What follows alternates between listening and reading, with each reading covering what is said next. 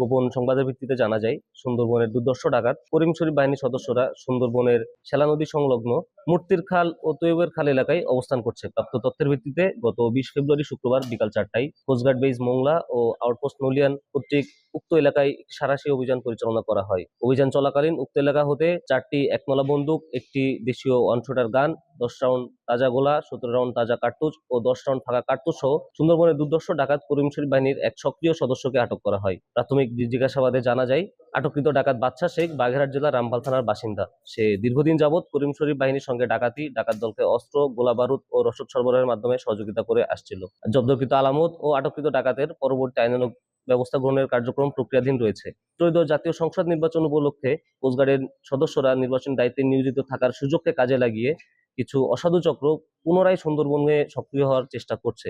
তবে সুন্দরবনকে দোষমুক্ত রাখার দৃঢ় সংকল্পে ইতিমধ্যে কোস্টগার্ড বিশেষ সাঁড়াশি অভিযান আরম্ভ করেছে। উক্ত অভিযানে সুন্দরবনে ডাকাত করিম শরীফ বাহিনীর 5টি আস্তানা ধ্বংস করা হয়। আমরা দোষীদের উদ্দেশ্যে বলতে চাই, সুন্দরবনকে দোষমুক্ত রাখতে কোস্টগার্ডের এই ধরনের অভিযান ভবিষ্যতে অব্যাহত থাকবে।